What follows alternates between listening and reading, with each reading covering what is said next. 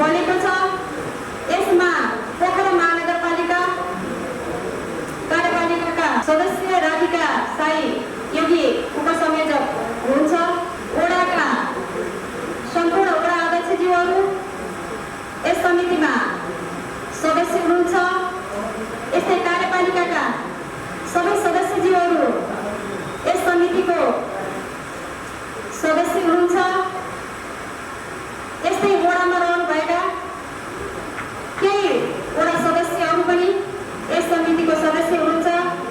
यस्तै गरेर महानगर स्तरको समिति भएकोले हामीले प्रतिष्ठित व्यवसायहरू, सङ्घ संस्थाहरू, विद्यालय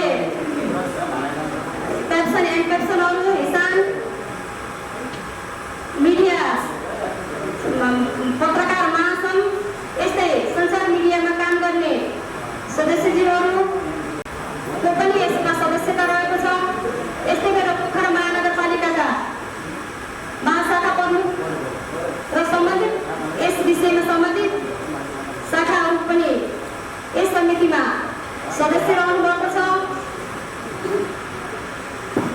यसरी होटल व्यवसाय सङ्घ, पर्यटनसँग सम्बन्धित सङ्घ संस्थाहरू पनि यसको सदस्य रहनु भएको छ। यसरी हेर्दाखेरि यो 148 जनाको सदस्य रहेको यो समिति बनेको छ। पोखरा महानगरपालिकाको फोहोर मैला परिग्रह व्यवस्थापन मूल समारोहका संयोजक पोखरा महानगरपालिकाका प्रमुख आदरणीय श्री मानबहादुर ऋषिज्यूलाई आसन ग्रहणको लागि म हार्दिक अनुरोध गर्दछु। पोखरा महानगरपालिकाका प्रमुख प्रशासकीय अतिथि श्री महेश बरालज्यूलाई पनि आसन ग्रहणको लागि हार्दिक अनुरोध गर्दछु। यस समितिमा पोखरा महानगर स्तरका राजनीतिक दलका व्यक्तित्वहरू पनि सदस्यको रूपमा हामीले पार्टीका महानगर स्तरको पार्टीलाई पनि हामीले सदस्यको रूपमा राखेका छौँ। यस्तै गरेर सम्पूर्ण सदस्यहरूलाई म बैठकमा यथास्थानमा आसन ग्रहणको लागि हार्दिक अनुरोध गर्दछु। राजनीतिक दलको प्रतिनिधिहरू, प्रमुखज्यूहरूलाई म मञ्चमा आएर आसन ग्रहण गरिदिनु हुनको लागि पनि म अनुरोध गर्दछु, हार्दिक अनुरोध गर्दछु। यस्तै गरेर नेपाली काङ्ग्रेसका प्रमुख एवं प्रतिनिधिज्यूलाई म आसन ग्रहणको लागि अनुरोध गर्दछु। यस्तै नेपाल कम्युनिस्ट पार्टी नेकपाका प्रमुख नगर स्तरका प्रमुख एवं प्रतिनिधिज्यूलाई म आसन ग्रहणको लागि हार्दिक अनुरोध गर्दछु। स्वागत गरिदिनु हुनको लागि गाउँको संयोजक, पोखरा महानगरपालिकाका कार्यपालिका सदस्य, जिल्ला प्रहरी कार्यालयका प्रमुखज्यूलाई म आसन ग्रहणको लागि हार्दिक अनुरोध गर्दछु। शहरी विकास आयोजनाका उपाध्यक्ष तथा सदस्यज्यूहरू, हाम्रो पोखरा महानगरपालिकाका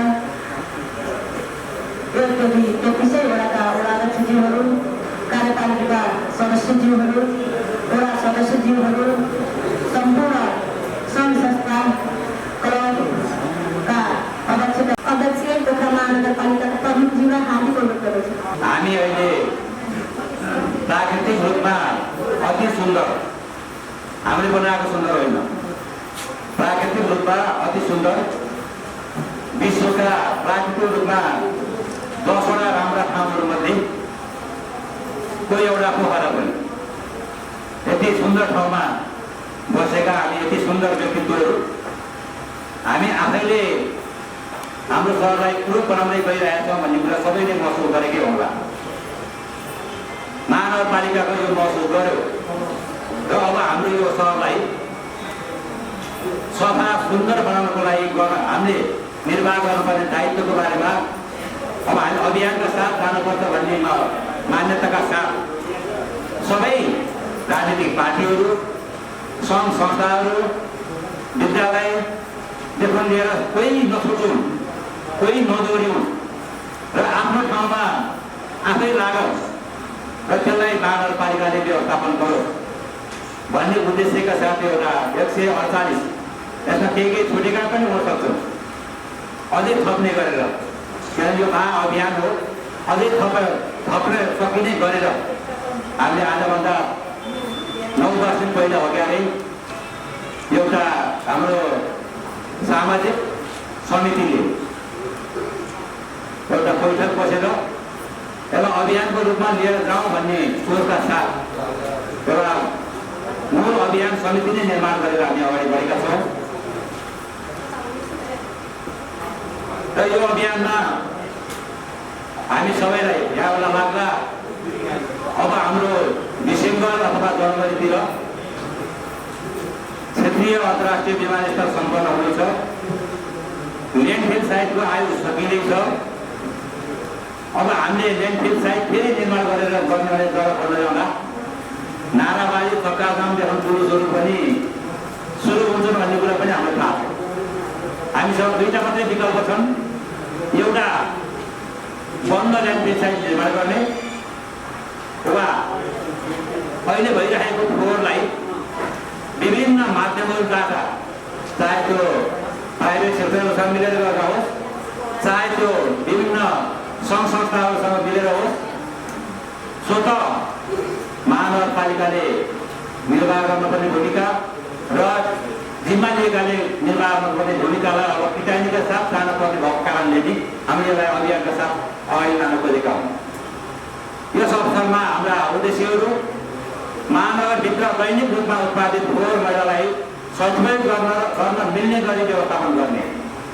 2, फोहोर मैलाको सम्भावित उपयोगको बारेमा महानगरवासीलाई जानकारी गराई सदुपयोग गर्ने, उत्प्रेरित गर्ने।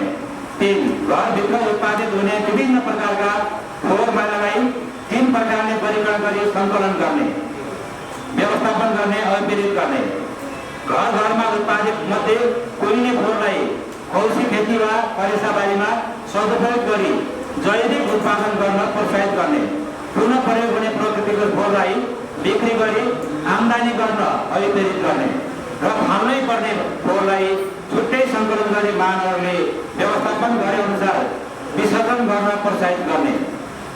हाल उत्पादित फोहोरको परिमाणलाई न्यूनीकरण गरी फोहोर विसर्जनलाई सहज तरिकाले व्यवस्थापन गर्ने।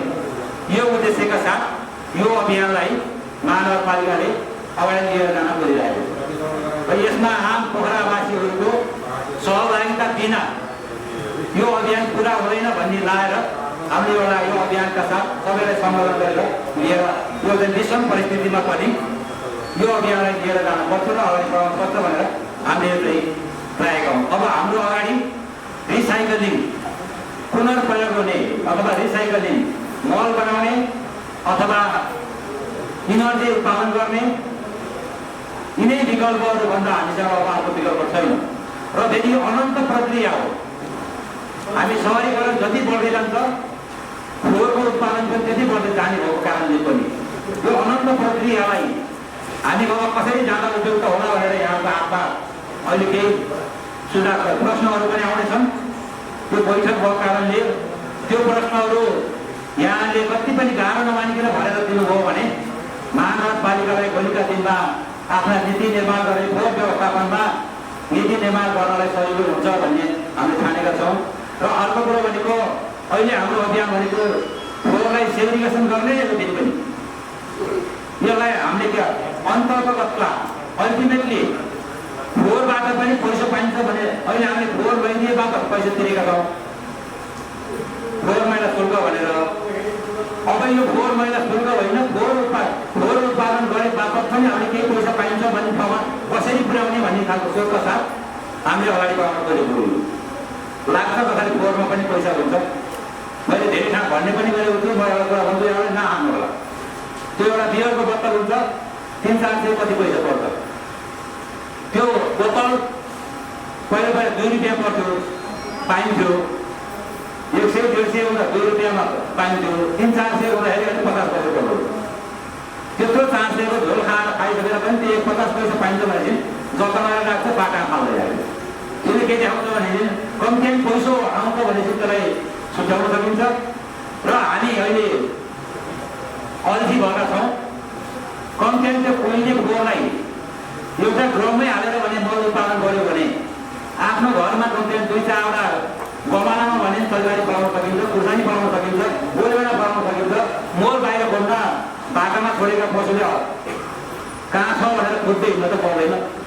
यो अभियान यो उद्देश्यका साथ अगाडि लिएर जान खोजिएको भन्ने कुरा म यहाँसँग अनुरोध गरेँ। अब सरस्वती एजेन्डाहरूमा नै प्रवेश गर्छु म। त्यसमा चाहिँ यो पहिलो भएको कारणले हाम्रो धेरै भाषण कुशल कुरा भन्नुभन्दा पनि यहाँको अगाडि पनि होला। नम्बर 1, फोहोर वर्गीकरण मापदण्ड प्रयोग गरी स्वीकृति गर्ने यो समितिले सिफारिस गरेको आधारमा पोखरा महानगरपालिकाले फोहोर वर्गीकरण मापदण्ड तयार गरी स्वीकृति गर्ने। नम्बर 1, घर घरमा 3 प्रकारका फोहोरको वर्गीकरण गर्ने भन्ने बारेमा चेतना फैलाउने र छुट्याउन लगाउने। हाल सञ्चालनमा रहेको सङ्कलन प्रक्रियालाई यथास्थितिमै आगामी 4 महिनासम्म निरन्तरता दिने।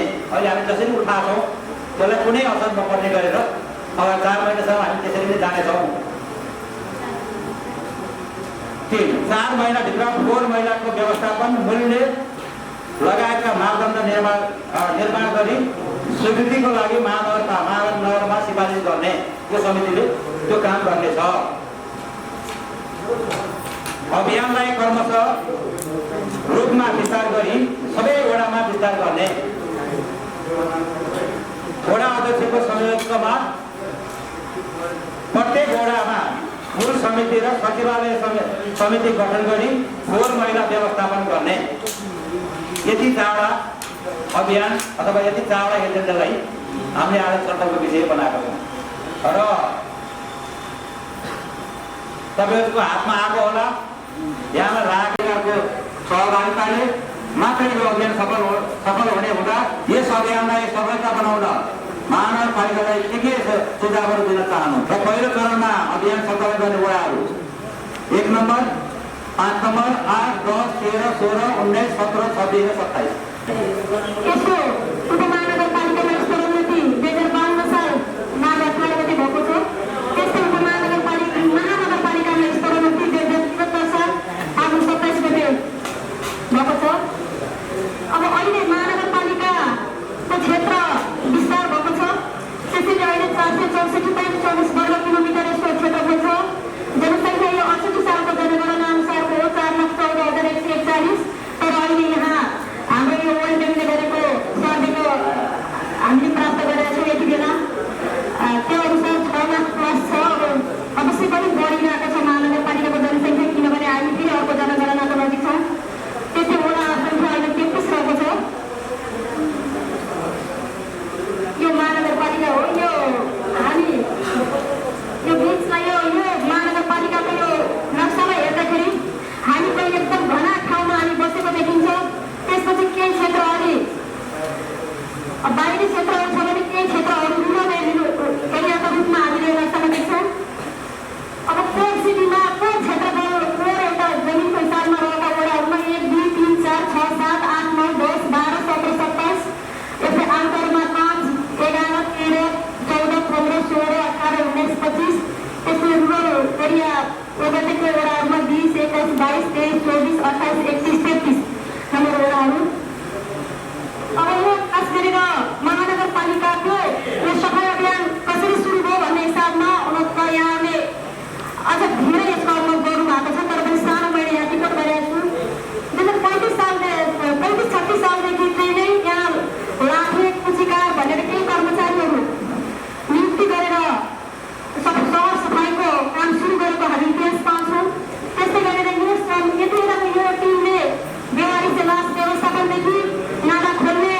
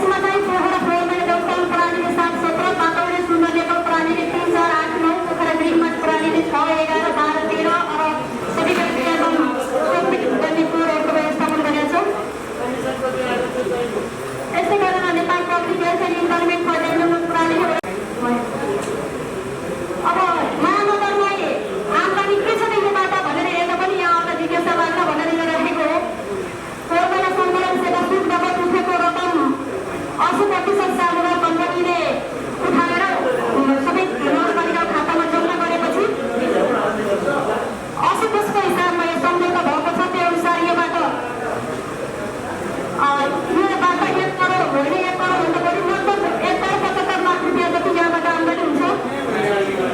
मजदुर गर्ने ठेकाबाट वार्षिक 10 लाख, ल्यान्डफिलको पुनर्चक्र भएको ठेकाबाट वार्षिक 12 लाख, स्वास्थ्य संस्था गर्ने ठेकाबाट वार्षिक 10 लाख र कृषि उपजबाट मासिक 80,000 रुपियाँ महानगरपालिकालाई प्राप्त हुन्छ। अब वेस्ट कम्पिटिसनको कुरा गर्दाखेरि उहिले कर 64.74%, पुनर्चक्रिय कर 14.57%, ल्यान्डफिल कर 20.69%, जबकि दैनिक कर हामीले 160 टन कर कलेक्सन गर्छौँ भन्ने एउटा अनुमान हामीसँग छ।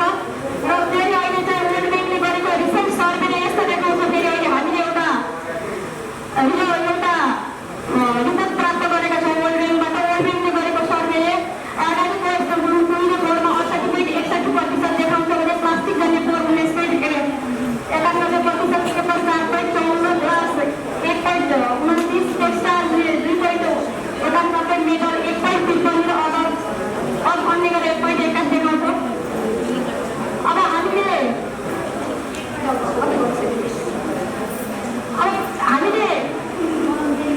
मेयर साहबले पनि लाग्यो सुरुमा 82 जना कर्मचारीले के काम गरेका छन् भन्ने भएपछि हामीहरू साथै उहाँकै निर्देशनमा हामीले एउटा बैठक अर्गनाइज गऱ्यौँ। हाम्रा यो शिक्षक साथीहरू सबै हाम्रो शाखा कर्मचारीहरू हामीले यस्तो यस्तो खालको काम गर्छौँ, एउटा झलक देखाउन महानगर सफाइको काम गर्छौँ।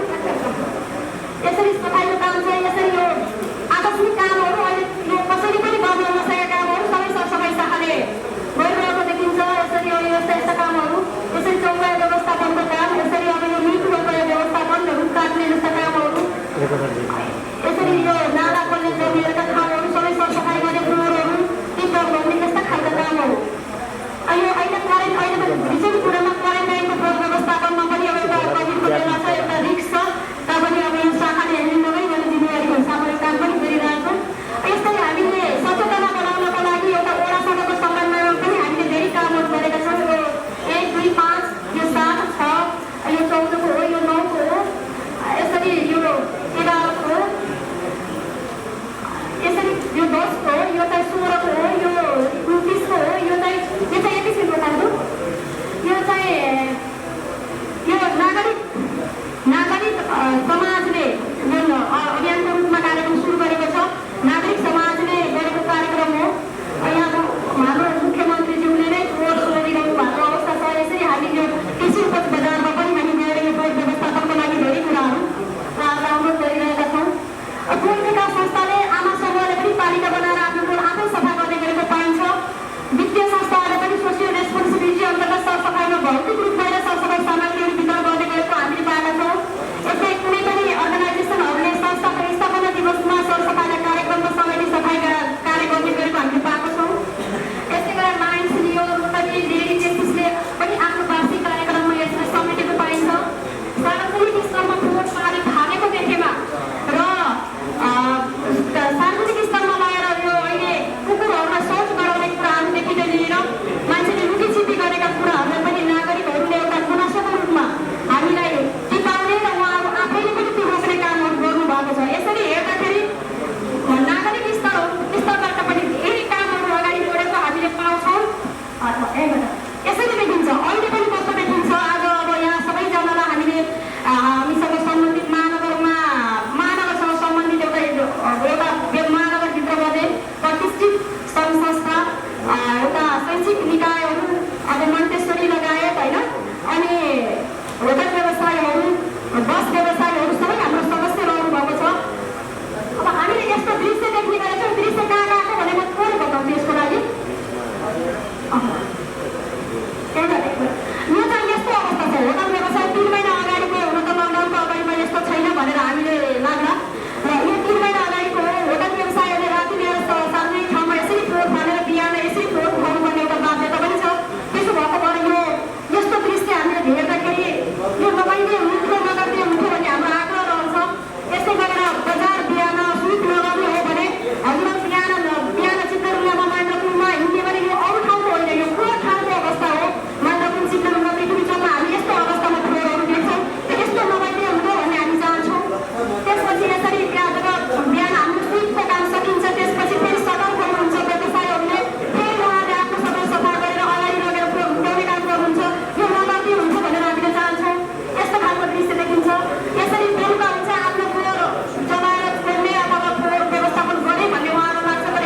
लगाउने हुन्थ्यो।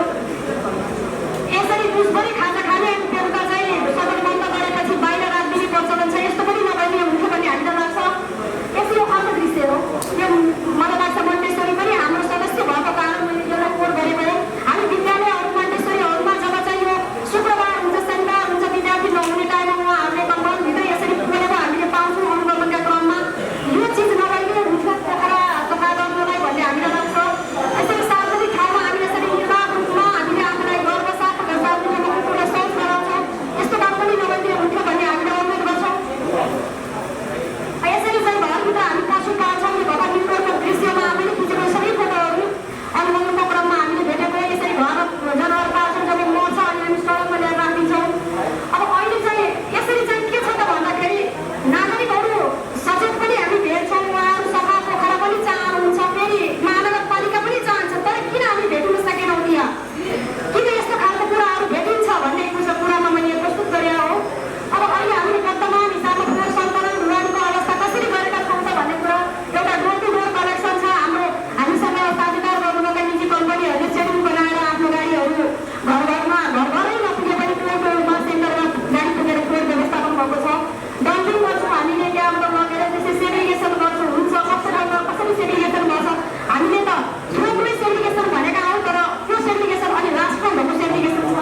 त्यसै फिलिङ गर्ने काम हुन्छ, त्यसपछि कन्ट्राक्ट गरेर छोड्ने काम हुन्छ ल्यान्डफिलमा। यो यसरी हामी गाडी यसरी जान्छ, घरमा भेहिकलहरू यसरी जान्छन्, यसरी फोहोर हाल्ने काम हुन्छ। हजुरलाई थाहा छँदैछ यसरी हामी यसरी चाहिँ जान्छौँ। यो ल्यान्डफिल साइड हो, उहाँ हाम्रो त्यहाँ अहिले पछि त्यहाँ हामी खोज्ने मान्छेहरू हुन्छ, हामी अहिले एकछिनपछि देख्छौँ उहाँहरूलाई कहाँ हुन्छ उहाँहरू भनेर। यो ल्यान्डफिल साइडमा जब हाम्रा गाडीहरू लगेर फोहोर पालिसकेका हुन्छन्, त्यसपछि हामीले थालेको फोहोरको पोकामा होटलहरूबाट, रेस्टुरेन्टहरूबाट, हाम्रो घरहरूबाट हामीले जे चिजहरू पुग्ने कोड पठाइरहेका हुन्छौँ, उहाँहरूले दानाको लागि त्यो कोड खोज्नु भएको देखाउँछौँ।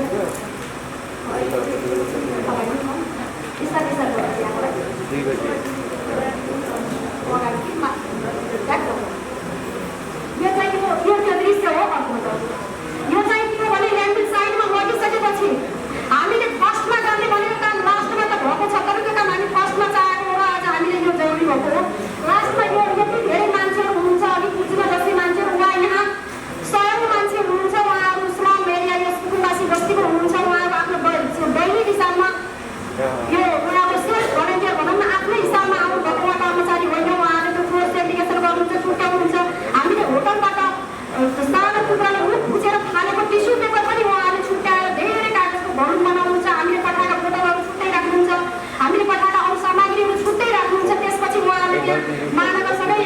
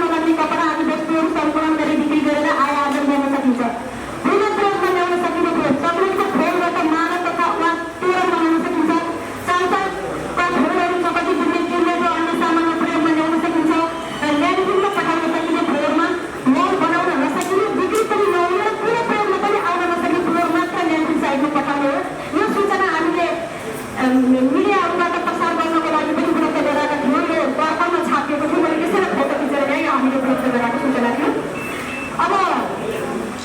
अब यी कामहरू गर्न सकिन्छ भन्ने कुराको उदाहरणमा हामीले यो बेस्ट प्र्याक्टिसको हिसाबमा केही कामहरू भएका छन्, हामीले त्यसरी लिएका छौँ। उहाँले बिक्री गर्नुहुन्छ, घरमा एउटा कुरोमा जम्मा गरेर यसरी पैसा बेचेपछि पैसा उहाँले प्राप्त गर्नुहुन्छ के रकम यो फेरि 7 महिनाबाट माछापुच्छ्रे महिला समूहका दिदीबहिनीहरू हुनुहुन्छ, उहाँहरूले पनि 1 महिनासम्म जम्मा गरेर बिक्री हुने कुरो घरमै राख्नुहुन्छ। त्यसपछि उहाँहरूले महिनामा एकचोटि बिक्री गर्ने काम गर्नुभएको छ। यसरी उहाँहरू सबै जम्मा भएर दबाई बोलाएर उहाँले त्यो लोन दिने गर्नु भएको छ। यो अनि त्यसले अर्को 10 नम्बर वडाका पनि 3-4वटा टोलमा त्यो काम सुरु भएको छ। यो 10 नम्बर वडाको काम यसरी उहाँले बलबाटीमा जम्मा गरेर राख्नुहुन्छ। त्यसपछि उहाँले बिक्री गर्ने गर्नु भएको छ। यो बेस्ट प्र्याक्टिसको रूपमा हामीले यसरी लिएका छौँ। त्यसपछि फ्रिजर तारको पनि फेरि के गरेको छ भने उपयोगितै निकाल्नु सकेको छ। यसरी यो बिक्री गर्ने काम मात्रै भयो भने फ्रिजर तारले त्यो तारको यो फ्लोरबाट पाइप नै उत्पादन गरिसकेको छ। यो तार कम्पनी पोखरा 13 र 14 नम्बर वडा पर्छ यो जुनकुराको मुहानतिर। यहाँले हेर्न सक्नुहुन्छ यो राम्रो यस्तै उपयोगी वस्तुहरू हामीले उत्पादन गर्न सक्छौँ। यो चाहिँ भने हामीले यो पुरै प्रयोगको लागि उपलब्ध गराएको बायोग्यास प्लान्ट अघिल्लो वर्ष हामीले 40वटा प्लान्ट उपलब्ध गराएको थियो, अहिले चाहिँ 33वटा उपलब्ध गराएका छौँ। अब यस्तै कम्पोस्ट बिलहरूमा पनि म बनाउँछु। यो पछि यो बाटो बनाउन सरले भन्नुहुन्छ, म यो बाटोमा गएन। हिमालयमा प्लास्टिक भन्ने छ एउटा अरू क्षेत्रमा, यहाँले पनि देख्नु भएको छ होला। यसरी यो तेल बोतलहरू जम्मा गरेर उसले चाहिँ यहाँबाट चिप्स बनाएको छ। यसरी नयाँ वस्तुहरू पनि उत्पादन गरिरहेको छ। यो चाहिँ किन सम्बन्धित छ भने पोखरामा नै यो 30 रुपियाँ किलोमा कम्तीमा पनि बिक्री हुन्छ। केही पनि एउटा स्रोत नभएका मान्छेहरूले दिनभरि यो बोकेर बिक्री गर्ने काम पनि भइरहेको छ। अब यसरी अब आज यो बैठक किन जरुरी हो भन्ने लाग्छ। यो सबै काम गर्नको लागि कमिटमेन्ट हो, किनभने यहाँहरू सबैले आफ्नो आफ्नो तर्फबाट धेरै राम्रो कामहरू गर्नुभएको छ। तर हाम्रो जोइन्ट इफेक्ट नभएको हो, त्यसो भएर मेरो साथले यो समितिको आयोजना गर्नुभएको हो र आज हामी जोइन्ट हिसाबबाट प्रतिबद्धता व्यक्त गरेर जानेछौँ यहाँ र हामी त्यसलाई कार्यान्वयनमा लैजानेछौँ। त्यसपछि हामी पोखरालाई सफा सुन्दर सफा पोखरा बनाउनलाई पोखरालाई उपयोगमा ल्याउनको लागि हामी सफल हुनेछौँ। त्यसैले यो जोइन्ट इफेक्ट जरुरी हो भन्ने मलाई लाग्छ र धन्यवाद। योजना आयोग सदस्य सरोज कोइरालाको नमस्कार गर्न चाहन्छु। मुख्य गरेर आजको यस छुट्याउ फ्लोर बनाऊ मोर भन्ने महान अभियानमा जुन हामी अहिले समाहित हुँदैछौँ, यसको हामीले मुख्य उद्देश्यहरू के हो भनेर म यहाँ थोरै यहाँमा चाहिँ प्रस्ताउन चाहन्छु। आजको यस कार्यक्रमको हाम्रो मुख्य उद्देश्य भनेको जुन हामीसित फोहोर हुन्छ अथवा जुन रिसोर्स छ त्यो रिसोर्सलाई हामीले सोर्समा नै वर्गीकरण गर्ने हो। त्यो वर्गीकरण गर्ने क्रममा एउटा कुहिने फोहोर हुन्छ, अर्को नकुहिने फोहोर हुन्छ। र कुहिने फोहोरलाई कसरी हामीले व्यवस्थापन गर्ने भन्ने कुरा अब मेरो पछाडिको साथीले यसलाई विस्तृत रूपमा व्याख्या गर्नुहुन्छ भने मैले नकुहिने फोहोर जुन हामीले चाहिँ वर्गीकरण गरेर नकुहिने फोहोरलाई पनि हामीले प्लास्टिक बोतल कागज रूपमा चाहिँ वर्गीकरण गरेर अहिले 3 महिना जति चाहिँ हामीले यसलाई परीक्षण कालमा लिन्छौँ र त्यसको 4th मन्थपछि एउटा कार्यविधि बनाएर कुन फोहोरलाई कति रुपियाँमा हामीले बिक्री वितरण गर्ने भनेर जुन फोहोर अथवा रिसोर्स हामीले दिन्छौँ त्यो दिए बापत हामीले नगरवासीले केही न केही पैसा पाउनुपर्छ भन्ने यस महाअभियानको मूल उद्देश्य हो। र यसको सम्पूर्ण गर्ने काम हामीले यो 2-3 महिनाको दौरानमा हामीले यसको सम्पूर्ण कार्यविधि बनाएर यसलाई हामीले अगाडि बढाउँछौँ। त्यसै गरेर घरभित्र उत्पादित हुने विभिन्न प्रकारको फोहोर मैलालाई हामीले 3 प्रकारले वर्गीकरण गरी यसलाई सङ्कलन गर्ने व्यवस्थापन गर्ने अभिप्रेत गर्नेछौँ। घरमा उत्पादित मध्ये अघि भने जस्तै कुहिने फोहोरलाई हामीले आगो रूपमा वर्गीकरण गर्नेछौँ भने नकुहिने फोहोरलाई चाहिँ हामीले त्यसलाई थप सेग्रिगेसन गरेर थप वर्गीकरण गरेर यसलाई हामीले चाहिँ अब व्यवस्थापन गर्नेछौँ। र आगो उत्पादित फोहोर परिणामलाई न्यूनीकरण गरी फोहोर विसर्जनलाई सहज तवरले व्यवस्थापन गर्नेछ। र आज यसको प्रमुख उद्देश्य भनेको ल्यान्डफिल साइड अथवा रिसोर्स साइडमा हामीले चाहिँ कमसेकम थोरै मात्रामा हामीले फोहोर पठाउनेछौँ अथवा ल्यान्डफिलको आयु हामीले बढाउनेछौँ यो सोर्स वर्गीकरण गरेर। यो एउटा राजनीतिक अभियान पनि हो, किन भन्दाखेरि योभन्दा अगाडि पनि यस्ता अभियानहरू धेरै भए। तर त्यो अभियान र यो अभियानमा के फरक छ भन्दाखेरि हामीले प्रमुख रूपमा चाहिँ पेब्याक सिस्टमको कुरा गरेछौँ। जनताले जुन रिसोर्स दिन्छन् अथवा जुन फोहोर दिन्छन् त्यसलाई हामीले पेब्याक सिस्टमको रूपमा अगाडि एउटा कार्यविधि बनाएर लिएर जाँदैछौँ भने दोस्रो भनेको चाहिँ अहिले हरेक चाहिँ हामीले वडा अध्यक्ष वडा सदस्य आम नगरवासीहरूलाई हामीले यो फोहोरलाई वर्गीकरण गर्नुपर्छ, फोहोर वर्गीकरण गर्दाखेरि यी किसिमका फाइदा हुन्छन् भन्ने कुरा आम जनचेतना गराएर आम लेभलमा आम मासमा गएर हामीले यसलाई अझ विस्तृत रूपमा चाहिँ विभिन्न खाले रचनात्मक कार्यक्रमहरू गरेर यसलाई अगाडि बढाउनेछौँ। अघि भनेर जस्तै कल्पनाजीले भने जस्तै यहाँ जनसङ्ख्या अहिलेको रिसेन्ट चाहिँ यसको डाटाबेस हो, जसमा 2019मा सर्वे गरेर अनुसार हाम्रो महानगरपालिकामा 182 टन चाहिँ फोहोर उत्सर्जन हुने रहेछ। त्यसमा करिबन 80% हुने रहेछ भने व्यावसायिक फोहोर 16% हुने रहेछ र इन्स्टिट्युसनल फोहोर भनेको 4% हुँदो रहेछ। म थोरै यो अहिलेको हाम्रो ल्यान्डफिल साइडको सिनारीको बारेमा म यहाँलाई थोरै चाहिँ यो सिनोपिक भ्यू देखाउन चाहन्छु। यो अहिलेको हाम्रो ल्यान्डफिल साइट हो होइन। अघि मेरो साथै भन्नुभयो चाहिँ अबको पनि इन्टरनेसनल एयरपोर्ट र अहिलेको ल्यान्डफिल साइटको डिस्टेन्स हेर्ने भने जम्मा 2 किलोमिटर रहेछ होइन। अब हामीले डिसेम्बर 2020मा कुनै पनि हालतमा हामीले यो ल्यान्डफिल साइटलाई बन्द गर्नुपर्ने हुन्छ। अब यो एकदमै जरुरी भइसक्यो कि अब कुन एरिया हाम्रो लागि चाहिँ ल्यान्डफिल साइटको लागि उपयुक्त एरिया हुनसक्छ भन्ने कुराहरू अथवा त्यसमा हामीले तुरुन्तै कार्य गर्नुपर्ने एकदम जरुरी भइसक्यो। र यतापट्टिको चाहिँ हाम्रो यो साइड भनेको चाहिँ पहिला ल्यान्डफिल साइडमा गाडी जान्छ, गाडी गएर त्यहाँ फोहोर अहिलेको तत्कालीन स्थितिमा भन्दाखेरि फोहोर व्यवस्थापन हुन्छ। त्यहाँ केही काम गर्ने मानिसहरू हुनुहुन्छ, उहाँहरूले त्यो ह्युमन रिसोर्सले त्यसलाई सेग्रिगेसन गर्छ। सेग्रिगेसन गरिसकेपछि त्यहाँ हाम्रो चाहिँ त्यो औजार छ जुन चाहिँ गाडी छ, त्यो गाडीले त्यसलाई पेल्ने गर्छ होइन। पेलिसकेपछि यो खालको चाहिँ लिचेजहरू चाहिँ त्यहाँबाट निस्किन्छ। त्यसलाई चाहिँ हट प्युरिफिकेसन गरेर त्यसले चाहिँ हाम्रो ग्राउन्ड वाटरमा कतिको असर गरेछ कि गरेको छैन, अथवा इन्भाइरोमेन्टमा असर गरेछ कि गरेको छैन, यसले नोइज पोल्युसन गरेछ कि गरेको छैन, बनाएको छ कि छैन भन्ने कुराहरूलाई सब मापदण्डहरू पुरा गरिसकेपछि ओके भनेपछि बल्ल हामीले सिटी लेभलमा गएर डम्प गरिरहेछौँ। तर अहिले हालको स्थितिमा यो त्यति वेल फङ्सन छैन। प्लस चाहिँ हाम्रो जुन मूलमूत्रको छ त्यो खालको फोहोरको पनि जुन बायोग्यासको लागि हामीले पुरा गरिरहेको थियौँ त्यो पनि सही ढङ्गले अहिले चाहिँ नभएको स्थिति छ। र अहिले चाहिँ खालि चाहिँ हामीले डम्प गरेर त्यसलाई पेलेर चाहिँ एउटा सतहमा लिएर आउने मात्रै काम गरिरहेको छ। यो हाम्रो पोखरा महानगरपालिकाको बााउन्ड्री हो होइन, जुन हामीले यसको पोखरा महानगरपालिकाको बााउन्ड्री हो। त्यसमा हाम्रो यो 33वटा वार्डको यो यसरी वर्गीकरण भएको छ। एउटा मैले जोग्राफिकल हाम्रो सिनोपिक भ्यू देखाउन खोजिरहेको छु।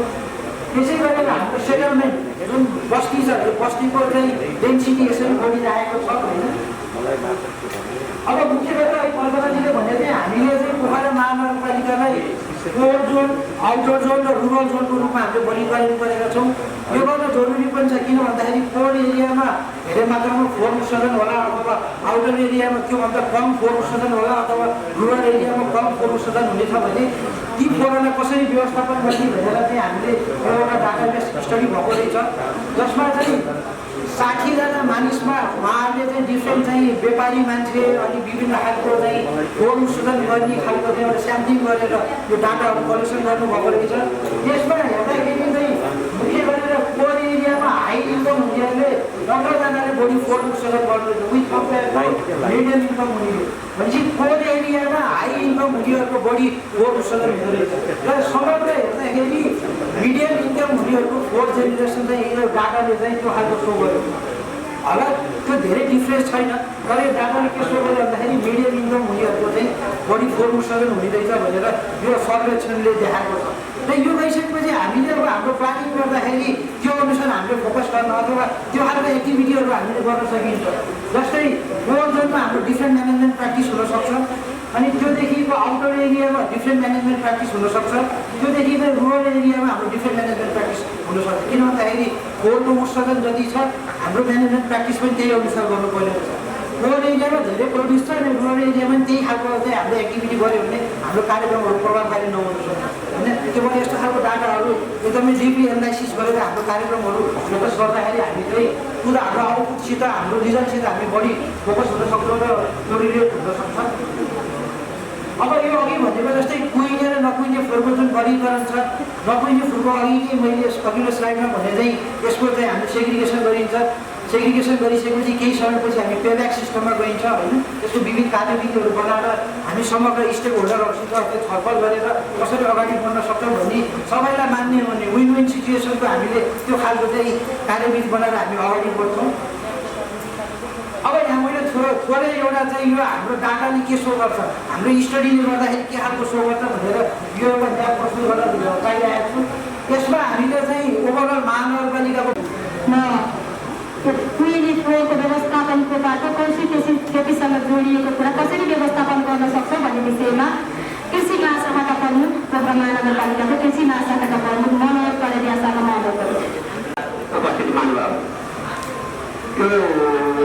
अब यो सहर अर्बन फार्मिङ विशेष गरेर हामी पोखरा महानगरपालिका 764 स्क्वायर किलोमिटरभित्र जुन फैलिएको छ, यो क्षेत्रभित्र फोहोरको सहरी क्षेत्रको मुख्य समस्या अहिले फोहोर हो। त्यो फोहोरभित्र पनि अहिले हामीले 160 टन दैनिक फोहोर उत्पादन हुँदा 80% भन्दा बढी अर्ग्यानिक वेस्ट निस्किने भन्ने जुन रिपोर्टहरू आयो, त्यो रिपोर्टलाई हामीले प्रयोग गरेर चाहिँ यसलाई कौशी यो वडा नम्बर 8मा कृषकले गर्नुभएको कौशीको कुरा हो। यो किन आवश्यक छ भन्दा यो हाम्रो सहरीकरणको कारणबाट छिटो धेरै फोहोरहरू यसले गर्दा हामीलाई के सोच्न बाध्य बनायो भने फोहोर व्यवस्थापनमा चुनौती भयो र पोखरा महानगरपालिका हुनलाई चाहिँ स्वच्छ हावा हुनुपर्छ। यहाँ बस्ने मान्छेले निःशुल्क रूपमा कोही पनि मान्छे आयो भने पहिलो प्रहरमा उसले महानगरपालिकालाई हेर्ने दृष्टिकोण भनेको यहाँ सरसफाइ कस्तो छ भन्ने कुरा हो। त्यो हिसाबले यसलाई हामीले यो फोहोर व्यवस्थापनमा ध्यान दिनुपर्ने देखिन्छ।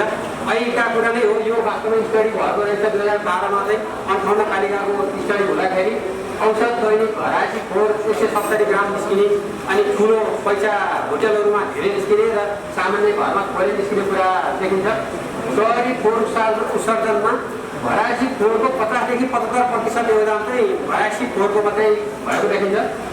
तर यसमध्येमा पनि अर्ग्यानिक वेस्टको स्टडीले देखाउँछ, एसियन डेभलपमेन्ट ब्याङ्कले गरेको स्टडी अनुसार अर्ग्यानिक वेस्ट 66% चाहिँ अझै यसमा पनि अर्ग्यानिक वेस्ट देखिन्छ। यो अर्ग्यानिक वेस्ट अब फोहोरहरूलाई सबै एकै ठाउँमा राख्दै गर्दाखेरि अब समस्या के हो भने एक ठाउँमा कुनै पनि फोहोर राख्यो भने त्यो कुहिने र नकुहिने फोहोरको कुहिने फोहोर एकै ठाउँमा राख्दाखेरि चाहिँ मिथेन ग्यासहरू निस्किन्छ, जसले गर्दाखेरि ग्लोबल वार्मिङमा समस्या पर्छ। त्यो कुराहरूलाई हामीले ध्यान दिनुपर्छ, जुन चाहिँ पब्लिकको लागि हाम्रो वातावरणको लागि र सबै कुरालाई इम्पोर्टेन्ट छ। तर त्यही मिथेन ग्यास हामीले भान्सामा इन्धनको रूपमा पकाउने ग्यासको रूपमा हामीले कन्ज्युम गर्न सक्यौँ भने त्यो फेरि दोहोरो फाइदा पनि लिन सकिने हुन्छ। जस्तो अहिले पोखराको 32 नम्बर वार्डमा मधुवामा एउटा मिथेन ग्यास कलेक्सन पनि भइरहेको छ भने त्यहाँबाट चाहिँ अर्ग्यानिक मल पनि निक्लिने काम भइरहेको छ। यो मलहरूलाई हामीले प्राङ्गारिक मल प्रयोग गरेर घर घरमा प्रयोग गर्न सक्यौँ र कौशी उत्पादन गर्न सक्यौँ भने बाहिरबाट ल्याउने रासायनिक मलको आयात विमुद्रीकरण पनि गर्न सकिन्छ, स्वच्छ उत्पादन गर्न सकिन्छ भन्ने कुरा हो। अब यो कौशी खेतीको महत्त्व धेरै दिन परेन, मैले हामी सबैलाई थाहा नै छ। सबैभन्दा महत्त्वपूर्ण पाटो भनेको हामी सहरमा बस्ने सहरीय बासिन्दाले अहिले विषादीयुक्त तरकारी खान परेको छ। हामीसँग उत्पादन नभएकोतिर अन्तबाट भर पर्नु परेको छ। थोरै मेहनत गर्ने हो भने एउटा परिवारलाई उत्पादन गर्न सकिने चिज हामीले उत्पादन गर्न सकिने रहेछ। पोखरा महानगरपालिकामा 1,50,000 जति घरधुरीमा महिनाको 5,000 बराबरको मात्रै उत्पादन गर्दाखेरि पनि 75 करोड बराबरको उत्पादन गर्न सकिने सम्भावना देखिन्छ, जसले कि वार्षिक रूपमा चाहिँ लगभग 7-8 अरब बराबरको चाहिँ हामीले तरकारी बाहिरबाट किन्न परेन, हामीले आफैले उत्पादन पनि गर्न सकिने सम्भावना देखिन्छ। यो त्यसमा हो। अब यो जैविक विविधता मेन्टेन गर्ने कुरा हामी प्लेनमा पर्यटकहरू आउँदा कमसेकम ग्रिन जोन माथिल्लो छतमा हरियाली बनाउन सकिने कुरा, जसले गर्दा बढी भएको कार्बनलाई सोसेर चाहिँ हाम्रो वातावरणलाई चाहिँ बस्न योग्य बनाउँछ, शीतलता प्रदान गर्छ र यसले एउटा कार्बन सिक्वेस्ट गर्ने काम पनि गर्छ। हामीले त्यो हिसाबले पनि एउटा ग्रिनरी मेन्टेन गर्न सकिन्छ र डाइभर्सिटी हामीले रुफटप डाइभर्सिटी गर्न सकिन्छ, एउटा रुफ टु रुफ कनेक्सन गर्न सकिने कुराहरू हुन्छ। यो दिगोपना किन छ? मान्छेले कौशीमा खेती गरेर के हुन्छ, त्यत्रो जग्गा बाँझो भएर कौशीमा खेती गर्ने सही कुरा हो। बाँझो भएको जग्गालाई पनि हामीले परिचालन गर्नुपर्छ, तर सहरमा बस्ने मान्छेको त त्यति धेरै जग्गा छैन, उसले त्यहाँ प्रयोग गर्न सक्यो भने हामीले 3 दिन लगाएर आउने चिजहरू खाने कि अब 1 घन्टामा आउने चिजहरू खाने भनेर फुड माइलेजको पनि अहिले कुरा आएको छ। हामीले वातावरणलाई कति असर गर्छौँ भन्ने कुराहरू पनि हामीले हेर्नुपर्छ। अब जैविक विविधता बढाउने कुरा, ध्वनि प्रदूषणका कुराहरू बाटोको छेउमा रुख मात्रै रोप्यौँ भने त्यो छेउमा बस्ने घरहरूमा पेन्सनै कमाउँछ, भुलो नै कमाउँछ होइन, त्यो कुरालाई पनि फाइदा गर्छ। सामाजिक दिगोपनाका कुरा अब रिटायर लागेपछि अथवा सहरमा अहिले कनेक्सनै भएन, मोबाइलमै मान्छे भुलिरहेको बेलामा एउटा घरबाट अरू घरमा नगए पनि छतको छत कनेक्सन हुने सम्भावना पनि आउँछ, जसले गर्दाखेरि एक्सचेन्ज गर्न सकिने अवसरहरू पनि छ। त्यो कृषकहरूले फलाउनु भएको यही कौशीमा हामी केही अनुमोदन गर्न जाँदाखेरिका कथाहरू पनि हो। यो नयाँ र पुरानो पुस्ताबिचको सम्बन्ध जागृत गराउँछ।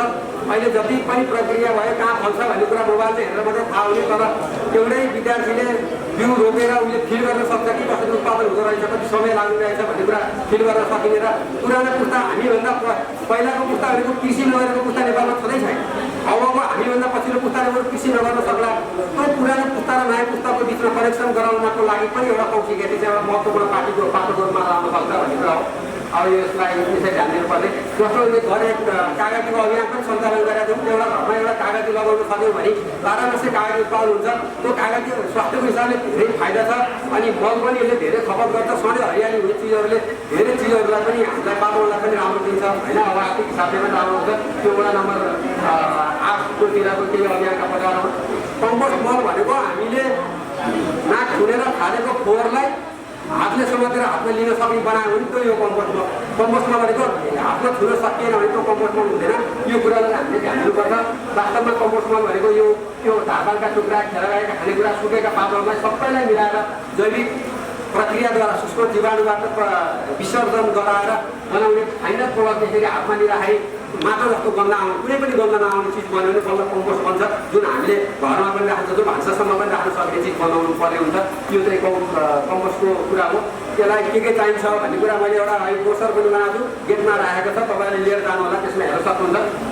त्यो किसान फोहोरलाई किन हामीले गर्ने त भन्दाखेरि यसको सबैभन्दा महत्त्वपूर्ण पाटो हो भनेको चाहिँ 80% अर्ग्यानिक वेस्ट हुन्छ। त्यसलाई हामीले घटायौँ भने लगभग अहिले चल्ने 10 वर्षलाई चल्ने चाहिँ हाम्रो जुन कुनै फोहोर खाने डम्पिङ साइट छ भने त्यो डम्पिङ साइट अर्को 25 वर्षलाई चाहिँ हामी पुर्याउन सक्छौँ। त्यो हिसाबले पनि यो महत्त्वपूर्ण छ। र अर्को यो रिसाइकल गर्ने फोहोरहरूलाई हामी फेरि सेग्रिगेट गरेर त्यसलाई युज गर्न सक्यौँ भने लो वेस्ट मेथडमा पनि हामी जान सक्छौँ भन्ने कुरा हो। यो डम्पिङ साइटको कुरा छ। अनि अर्को महत्त्वपूर्ण कुरा त हामीले दैनिक खानुपर्ने हाम्रो स्वास्थ्यलाई आवश्यक पर्ने चिज हामी खोलिरहेका छौँ। अहिलेकै केसमा हेर्दाखेरि पनि हामी बाहिर गएर खाएनौँ, अरू थोक नखाँदाखेरि मान्छे धेरै बिरामी कम भएको जस्तो देखिन्छ। हामीले घरमै उत्पादन गरेका चिज हामीले आफैले खान सक्यौँ भने हाम्रो स्वास्थ्य पनि राम्रो हो, राम्रो स्वास्थ्य भयो, सोचाइ पनि राम्रो आउने भयो र यसले अनि मोटिभेसन पनि गराउँछ। एकचोटि भेन्डी फल्यो भने अर्कोचोटि अरू सिमी फलाउन मन लाग्छ। त्यो कुराहरूलाई पनि त्यसले जोड दिन सकिन्छ। अब कम्पोस्ट बनाउन लाग्ने आवश्यक सामग्रीहरू टेक्निकल कुराहरू पनि हो। यसमा केही कुहाउने चिजहरू जोडनको रूपमा प्रयोग गर्नुपर्छ, जसलाई दही बनाउन चाहिँ थोरै जोडन हाल्नुपर्छ भने जस्तै हो। अब यस्ता कम्पोस्ट बिनहरू अहिले महानगरपालिकाले यस्ता कम्पोस्ट बिनहरू वितरण पनि गरिरहेछ। त्यो धेरै पनि पर्दैन, 1500 रुपियाँमा चाहिँ यस्ता कम्पोस्ट बिनहरू आउँछ। यो कम्पोस्ट पनि एउटा घरले 2टासम्म राख्न सक्ने हो भने यसबाट हामीले वर्षभरि आफ्नो घरमा निक्लिने फोहोरलाई, कुहिने फोहोरलाई मलमा पनि बनाउन सक्छौँ र फोहोर विसर्जनलाई सहयोग पुऱ्याउँछ। अब के हाल्ने के नहाल्ने भने मैले त्यो किताबमा लेखेको हुनाले मैले धेरै डिस्टर्ब गरिनँ, तर कम्पोस्ट बिनमा भएका सबै त्यहाँ हालेर मल चाहिँ बन्दैन है। त्यसमा के हाल्न हुने के हाल्न नहुने भन्ने छ। तर महत्त्वपूर्ण पाटो भनेको के हो भने कागज, कार्टुन अनि त्यो अन्नका क्रेडका खोलहरू, कागजहरू चाहिँ एकदम आवश्यक पर्छ। सुकेका चिजहरू बढी आवश्यक पर्छ। त्यो सुकेका चिजहरूलाई पनि हामीले राख्नुपर्छ। त्यो भयो भने बल्ल बन्छ। तर माछा अनि बिरालोको दिशा, यो दुधहरू, यस्ता चिजहरूले चाहिँ फेरि अरू गन्ध आउने, अरू जीवाणुहरू आउने, फेरि घरायसी हिसाबमा अरू सङ्क्रमण गर्न सक्ने र नपुग्ने र अरू जीवाणुहरूले एट्याक गर्ने भयो भने यस्ता चिजहरू प्रयोग गर्न हुनु पनि छ, गर्दा हुन्न। अब कम्पोस्ट बिनका विभिन्न मोडलहरू छन्। हामीले घरमै पनि बनाउन सकिन्छ, ड्रमलाई पाल पारेर पनि राख्न सकिन्छ। त्यो भेन्टिलेसनको आवश्यक पर्ने भावना हो। अब हामीले एउटा कम्पोस्ट बिन लिएर आइसकेपछि गर्नुपर्ने कुरा के हो भने पहिला सुकेका पातहरूका टुक्राहरू राख्नुपर्ने हुन्छ। त्यसपछि हरिया पातहरू अन्तबाट ल्याउने होइन, बारीको परिसरमा खेर गएका चिजहरू, हरिया चिजहरू प्रयोग गर्ने। अनि सुकेका चिजहरू, भान्साबाट निस्केका फोहोरहरू, अन्तिममा केही सुकेका चिजले छोपेर राख्नुपर्छ। सुक्खा पदार्थ र घरबाट निक्लिने फोहोर हामीले व्यवस्थापन गर्न सकेनौँ। कार्बन डाइअक्साइड रेसियो कम्तीमा 30:1 हुनुपर्छ। त्यो भयो भने मात्रै फोहोर पुगिन्छ। नत्र भने हामीले घर खेला गएको भात मात्रै त्यहाँ खेला फाल्यौँ, तरकारीका बोक्रा मात्रै हाल्यो भने त्यहाँ गन्ध आउँछ। त्यो गन्धले फेरि के हुन्छ, पुगाउँदैन। त्यही भएर हामीले सुक्खा चिज पनि हाल्नुपर्छ, पत्रिकाका टुक्रा पनि हाल्नुपर्छ, कार्टुनका टुक्राहरू पनि हाल्नुपर्छ। त्यो कुरामा हामीले ध्यान दिनु पऱ्यो। अब यो फलफुलका टुक्रा कार्बन धेरै हुने के हो? कार्बन धेरै हुने फलफुलका पात, पतिङ्गर, मकैका डाँठ, पत्रिका, काका टुक्रा यी पनि जरुरी छ। अनि अर्को नाइट्रोजन धेरै बढी कम्पोस्टमा खेर गएका खानेकुरा घाँसका टुक्राहरू जस्तो 15:1 15:1 भनेर मैले यहाँ राखेँ त्यो एभरेज 30:1 भयो भने बल्ल त्यो चाहिँ फेभरेबल इन्भाइरोमेन्ट हुन्छ कम्पोस्टिङको लागि। त्यो हरियो खैरो हावा र चिस्यान भनेको हरियो भनेको नाइट्रोजनयुक्त खैरो भनेको सुक्खायुक्त कार्बनयुक्त भने हो। हावा र चिस्यान यसलाई पनि चाहिन्छ, खाँदेर मात्रै हुँदैन, ठुलो बनाउने वातावरण मिलाउनुपर्छ भनियो। त्यसै हुनाले मैले यहाँ एउटा देखेको घरमा कम्पोस्ट मल बनाई कुहिने फोहोरलाई मासु सुधारमा उपयोग गरी स्वच्छ तथा दिगो उत्पादन तथा उपभोग गर्न र सहरलाई स्वच्छ वातावरण निर्माण गर्नको लागि चाहिँ यो अभियान जरुरी छ र यो अवसर पनि हो। हामीले सानो पहलले अरूलाई दिनुपर्ने होइन, किन्नुपर्ने चिज किन्न परेन, आफूले यहाँ उत्पादन गर्न सकिने एउटा एकदमै राम्रो अवसर पनि हो। यो विशेष गरेर धेरै जस्तो देशहरूमा अहिले पछिल्लो समय चाहिँ क्युबा भन्ने देशले त अर्गानोपोनिक्स भनेर उसले त देशलाई नै ठुलो कायापलट हिसाबमा चेन्ज गरेको छ। यो खालिमबाट सिङ्गापुर जस्ता देशहरू जहाँ रुमभित्रै अरू उत्पादनहरू गरिरहेका अवस्थाहरू पनि छ। यसभित्रको कुरा पनि यसमा भने खेर गएका कुराहरू यो बन्यो कि बनेन घरायसी हिसाबमा टेस्ट पनि गर्न सकिन्छ।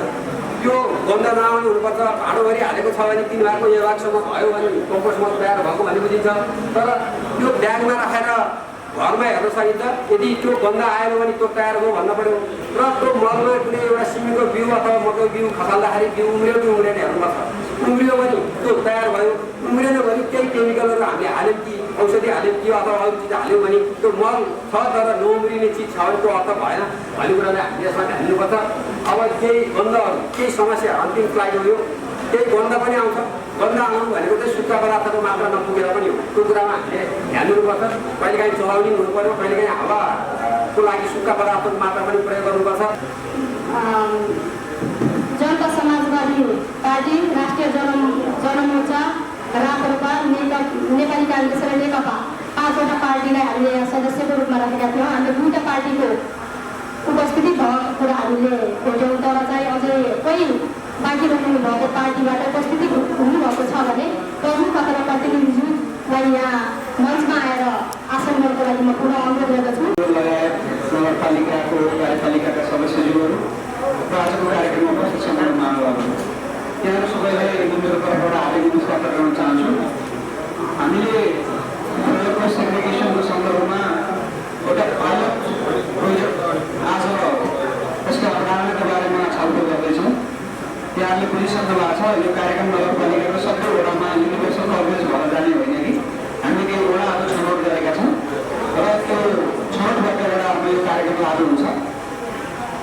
हामी यो कार्यक्रमलाई अगाडि लाने सन्दर्भमा महानगरपालिकाले गठन गरेको समितिका सदस्यहरू हौँ। त्यसले गर्दा यो कार्यक्रम कसरी अगाडि लाने भन्ने बारेमा यहाँको सल्लाह सुझावले पनि महत्त्व राख्छ। यहाँको सल्लाह सुझावको लागि हामी आगे अनुरोध गरेको छौँ। हामीले यहाँलाई लिखित रूपमा सल्लाह सुझाव दिनको लागि 6वटा फर्म पनि वितरण गरेका थियौँ। जो व्यक्तित्वहरूले अहिले छनौट भएको छ यहाँले कृपया हाम्रो सहयोगका साथीहरूलाई दिनु होला। जसले फर्म पाउनु भएको छैन अथवा जसले फर्मबाट भर्नु भएको छैन एकछिनपछि पनि दिन आउँछ। बाहिर चाहिँ कुरा चौरमा एकछिनपछि हाम्रो खाजा सामानमा पनि दिनुभएको हुन्छ र सँगसँगै औषधि खेती समाजलाई हामीले जोडेका छौँ। त्यसले गर्दा एउटा अभियानको रूपमा अगाडि जाओस्। मूलत पोखरा महानगरपालिकाले आफूले ठुलो लगानी गरेर सरसफाइ गर्न नसक्ने अवस्था भएको समेत कारणले गर्दा सामाजिक अभियानहरू मार्फत सरसफाइका क्रियाकलाप अगाडि बढाउनको लागि यो अवधारणा विकास गरेको छ। हामीले छनौट गरेका वडाहरूमा यो कार्यक्रम प्रभावकारी रूपमा जानेछ भन्ने मैले विश्वास लिएको छु। खास गरी दत्तक वडाका जनप्रतिनिधिहरूले वडामा त्यहाँका कर सुधार समिति र अरू सरकारवालाहरू परिचालन गरेर कार्यक्रममा प्रभावकारी बनाइदिनु हुन म आग्रह गर्न चाहन्छु। नगरपालिकाको तर्फबाट, महानगरपालिकाको तर्फबाट, खास गरी त्यहाँको प्रशासनिक नेतृत्वको तर्फबाट कार्यक्रमलाई सफल बनाउन कहाँ कुन के भूमिका निर्वाह गर्नुपर्छ यसलाई चाहिँ प्रगतिको हिसाबले समीक्षा गर्दै हामी अगाडि बढाउँदा एउटा अवधारणा अगाडि बनेको छ। यसलाई प्रयोग गरिहेरौँ। यो सफल भयो भने हामी एउटा रेप्लिकेट गर्छौँ। त्यसमा केही कमी कमजोरीहरू देखियो भने हामी यसलाई सुधार्दै अगाडि बढ्छौँ। त्यही नै कुराहरू म यहाँहरू अगाडि राख्न चाहन्छु। आजको कार्यक्रममा आइदिनुभएको सम्पूर्ण महानुभावहरूलाई महानगरपालिकाको तर्फबाट र मेरो व्यक्तिगत तर्फबाट पनि हार्दिक धन्यवाद दिन चाहन्छु। हामी कोभिडको बिचमा छौँ, त्यसले गर्दा बस्दै गर्दा प्रोटोकललाई मेन्टेन गरौँ भन्ने पनि हाम्रो आग्रह छ। सँगसँगै कार्यक्रमलाई सकेसम्म छोटो बनाउँ भन्ने पनि हाम्रो आग्रह छ। किनभने लामो समय बन्द कोठामा बस्नु हामी सबैको लागि जोखिम हुनसक्छ। कार्यक्रम नगरी पनि भएको छैन, कार्यक्रम नगरी पनि भएको छैन, सँगसँगै प्रोटोकल पनि मेन्टेन गर्नुपर्नेछ। कुनै सीमितता होइन, चुनौतीको बिचमा हामी अगाडि बढ्नुपर्नेछ। त्यसले गर्दा म आफै पनि धेरै समय लिन्न। मैले मेरो दोस्रो कार्यक्रममा पोखरा महानगरपालिकामा आइसकेपछि यहाँहरूलाई गरेको यो पहिलो सम्बोधन र मेरो परिचयात्मक कार्यक्रम जस्तो पनि भयो। म यो अवसरको लागि साथीहरूलाई धन्यवाद दिन चाहन्छु। कसरी हुन्छ, कसरी त्यसको समाधान गर्ने, त्यो पहिलो प्रश्न चाहिँ पोखरा महानगरपालिकाले त्यो विस्तृत त्यसलाई चाहिँ उनीहरूले उहाँले चाहिँ अध्ययन गर्नुपर्ने हाम्रो प्राइभेट र कसरी हुन्छ, त्यसपछि त्यसको समाधान कसरी गर्ने, त्यसपछि गएर यो समाधान गर्नको लागि कुन कुन च्यानल कहाँ कहाँ कसलाई चलाएर popular चलाउने हो कि राजनीतिक पार्टी चलाउने हो कि आफ्नो वडा चलाउने हो कि सदस्य चलाउने हो कि विभिन्न सङ्घ संस्थाका सदस्य अध्यक्षहरूलाई लिएर हुने हो कि र प्रशासनलाई चाहिँ अब साथीहरू गर्नु यी कुराहरूको पहिला फिल्टरेसन भएर त्यो चाहिँ एउटा चाहिँ नियम भनौँ कि अथवा चाहिँ त्यो तथ्य चाहिँ तयार हुनु पऱ्यो र त्यसपछि मात्रै अनि यो सरसफाइलाई चाहिँ अगाडि बढ्छ। मसँग सक्नुहुन्छ मैले धेरै लामो समयसम्म हामीले यो कल्पना बराल वातावरण शाखामा हुँदा त्यसपछि खेल्नहरू भन्दाखेरि हुँदा हामीले 5 वर्षसम्म पोखराको धेरै वडामा विशेष गरी म आफ्नो वडामा चाहिँ धेरै सरसफाइ सम्बन्धी जुन कुराहरू राखियो त्यो कुराहरू तालिम लिने काम सबै गरिआयो, त्यतिखेर राम्रो पनि राख्यो। नेपाली काङ्ग्रेसको तर्फबाट आफ्नो मन्तव्य राखिदिनुको लागि श्री रामराज लामिछाने जो पोखरा महानगरपालिका वडा नम्बर 9 का अध्यक्ष एवं पोखरा महानगरपालिकाको सचेतक ज्यू पनि हुनुहुन्छ, उहाँलाई आमन्त्रण गर्छु। सहयोग गर्ने प्रतिबद्धता व्यक्त गर्न चाहन्छु। विशेष गरी हामी अहिले निर्वाचित भएर आएको अहिले 3 वर्ष बितिसकेको अवस्था छ र 3 वर्षको बिचमा हामीले यो सरसफाइलाई धेरै प्रयास गऱ्यौँ त्यसलाई सरसफाइयुक्त बनाउनको लागि, तर हामी सफल भयौँ। अन्यमा बित्यो। किन भन्नु भने हामी पोखरा महानगरपालिकाको पहिलो नगरसभामा हामीले यो सरसफाइको लागि कसरी बनाउन सकिन्छ भनेर हामीले सुझाव दिएका थियौँ। मेरो साथीले हामी 2टा दलका नेतालाई जिम्मा दिनुभएको थियो र एउटा होर्डिङ बोर्डको र सरसफाइको विषयमा र हामीले सुझाव पनि दिएका थियौँ। तर त्यो सुझाव कार्यान्वयन गर्नुको पार साथो समिति बनाइयो।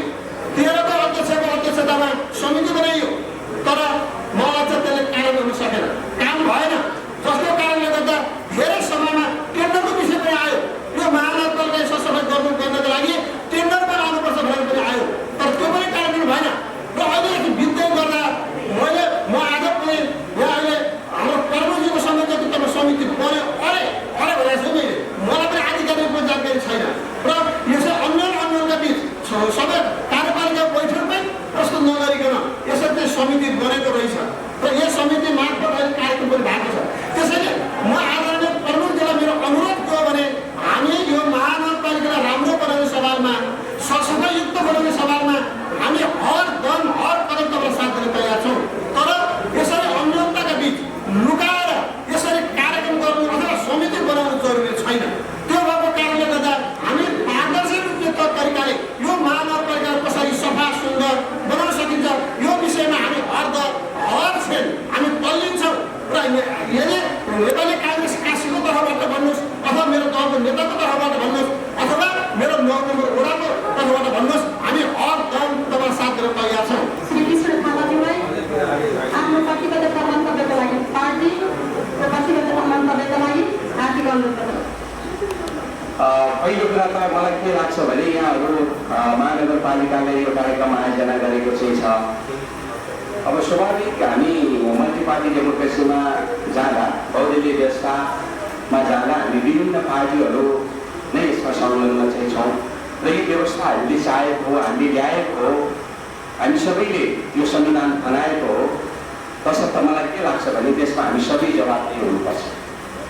महानगरपालिकाको बोर्डभित्र तपाईँहरूका कतिपय असहमति छन् होला, त्यो तपाईँहरू त्यही छलफल गर्नुहोस्।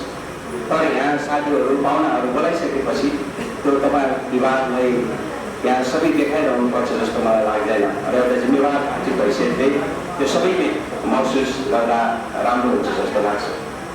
किन माया लाग्यो भने त्यो सानो दुःखले आफूको ल्याइदिनु चाहिँ थिएन। त्यो धेरै मलाई लाग्छ हाम्रो पुरानो सदस्यहरू पनि यहाँकै हुनुहुन्छ। वडा नम्बर 2 को अध्यक्ष रामेश्वर मल्ललाई मैले यहाँ हुनुहुन्छ कि हुनुहुन्न मलाई थाहा छैन, सायद हुनुहुन्छ होला। मलाई धेरै कुरा थाहा छ त्यसको कथा सङ्घर्ष र एक खालको कसरी त्यो ल्यान्डफिल बनाइएको थियो त्यो बेलामा भनेर मैले त्यो थोरै स्मरण मात्रै गर्न चाहेको यहाँलाई। अब जहाँसम्म तत्कालीन अवस्थामा पोखरा उपमहानगरपालिकाले 4वटा आफ्ना लक्ष्य राखेको छ। पहिलो, पोखरालाई 10 वर्षभित्र नेपालको धनी सहर घोषणा गरिन्थ्यो। त्यो भनेको 2010 देखि 2012 मा त्यो काम सक्नु पर्थ्यो र सौभाग्यवश हामी 2011 मै पोखरा नेपालको धनी सहर घोषणा भएको थियो। र दोस्रो त्यो पोखरालाई नेपालको सफा सहर घोषणा गर्ने त्यसको पनि टाइमिङ चाहिँ त्यही नै थियो। त्यही बेलामा नै पोखरा नेपालको सफा सहर पनि घोषणा भएको थियो। र तेस्रो अर्को विषय चाहिँ थियो पोखरालाई महानगर घोषणा गर्ने, त्यो चाहिँ अलिक ढिलो भयो, त्यो पनि चाहिँ भयो। र त्यस पछाडि चौथो थियो पोखरालाई नेपालको सबैभन्दा कम मातृ शिशु मृत्यु दर कम भएको सहर घोषणा गर्ने, त्यो पनि टाइममै भयो। लागिरहनु भएकै छ, अझै धेरै लाग्नको लागि यहाँसँग म एउटा जिम्मेवार पार्टीको अध्यक्ष परिषदले हार्दिक अनुरोध र अपिल गर्न चाहन्छु। र आजको विषयसँग सम्बन्धित विषयमा म केही कुराहरू बताउन चाहन्छु।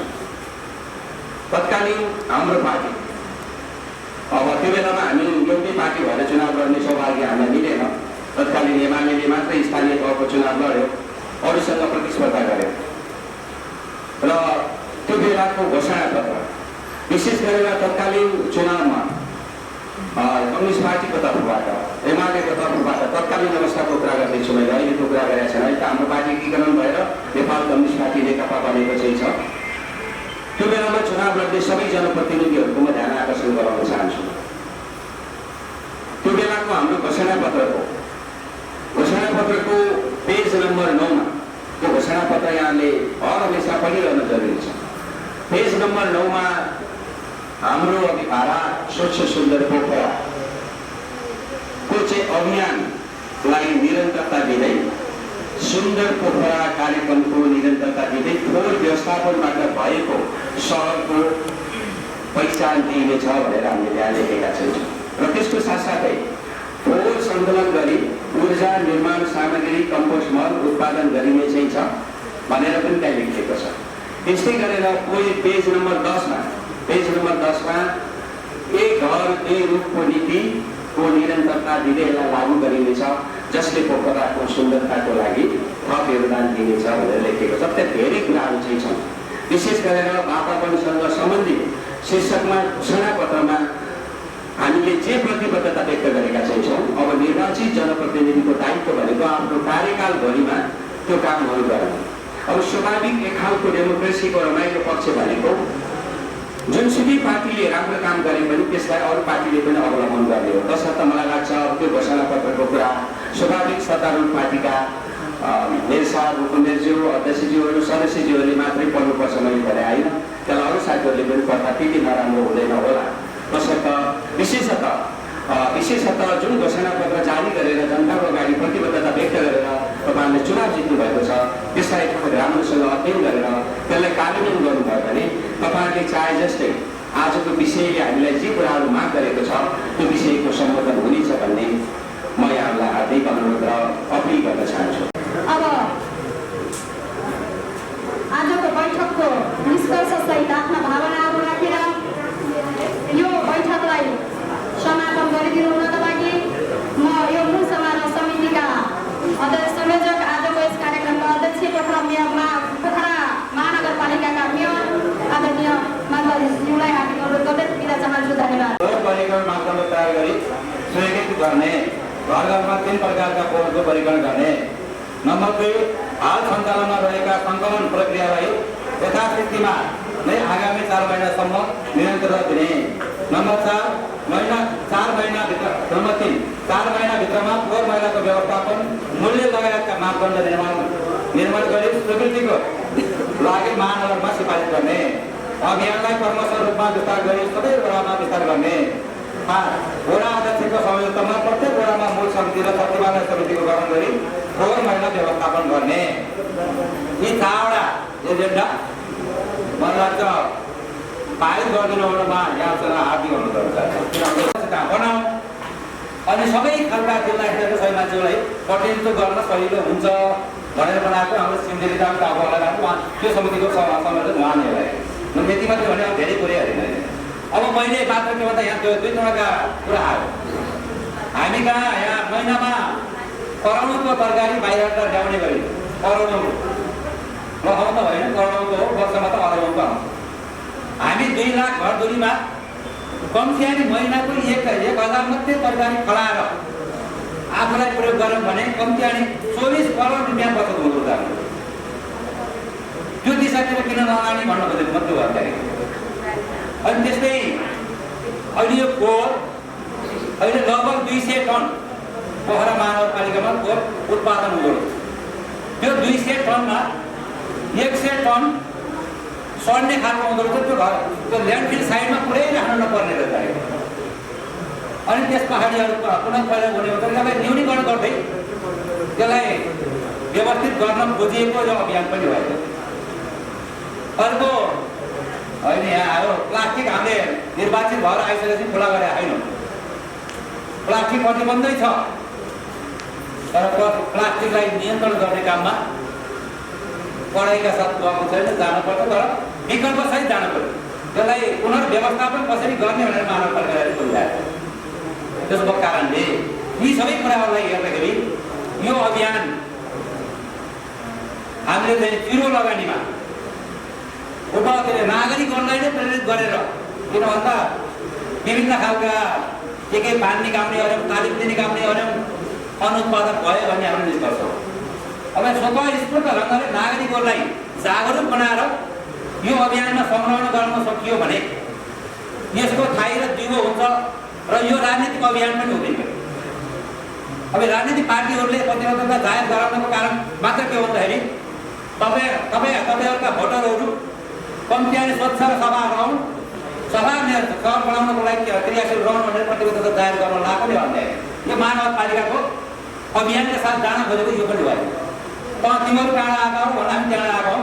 अन्तर्गत राजनीतिक पार्टीहरूले बोकेका विचारहरूलाई हामीले निर्वाचित ठाउँबाट कार्यान्वयन गर्ने नै हो। फेरि पनि त्यसमा 2 मात्रै छैन। त्यसबाट हामीलाई त्यो व्यवस्थित ढङ्गले लान खोजिएको मात्रै हो र प्रेरित गरिएको मात्रै हो। अब भनेको अब ल्यान्डफिल साइड होइन स्रोत व्यवस्थापन साइड बनाउनु पर्ने जरुरत छ। अहिले मैले भने होइन हाम्रो चाहिँ नेकपाको अनुसार भन्ने आएर ऊर्जा उत्पादन पनि हुनसक्छ मल उत्पादन हुनसक्छ। अब आगामी दिनमा महानगरपालिका के हुन्छ नै पर्छ। त्यसो भएको कारणले यो अभियान त्यसरी जान्छ र यो बैठक हामी बेला बेलामा गर्छौँ नै फरक फरक ढङ्गले गर्छौँ र यहाँहरूको जुन आज आइदिनु भयो सहयोग गरिदिनु भयो तपाईँलाई फारम दिएको छ बोल्न बैठकमा बोल्नै पाइएन भन्ने लागेको होला तर त्यो फारममा आफूलाई लागेको पनि लेख्न पाइने यो अभियानको बारेमा पनि लेख्न पाइने त्यसलाई जस्ताको कस्तै नबिगारिकन समयलाई गरेर हामीले निष्कर्षको रूपमा पनि लिनेछौँ त्यसलाई र अलिकति अर्को 148 जनामा अलि गाह्रो होला बोल्दाखेरि दिन जाला भनेर हामीलाई छोटो बनाएको हो। अब हाम्रा शैली तरिकाहरू पनि फेर्न खोजिरहेको र म यहाँबाट चाहिँ हामीलाई के भन्छु भन्दाखेरि हामी 148 जनाले प्रतिबद्धता जाहेर गरौँ। म कम्तीमा नै आफ्नो घर भएको फोहोरलाई मल बनाएर तरकारी फलाउनमा प्रयोग गर्नेछु भन्ने एउटा चाहिँ प्रतिबद्धता जाहेर गरौँ।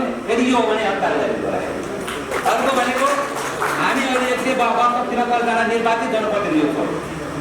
हाम्रो अभियान त्यहाँ सुरु गरौँ। अब हामी सबैले त्यसलाई चाहिँ व्यवस्थापन गर्नेछौँ।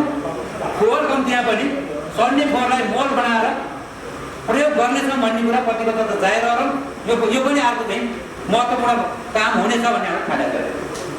त्यसो भए त्यसलाई पनि यहाँको साथमा समर्थन छ भने पालि लाएर समर्थन गरिदिनु हुन म हार्दिक अनुरोध गर्दै सम्पूर्णलाई धन्यवाद दिँदै यही समापन भएको जानकारी धन्यवाद।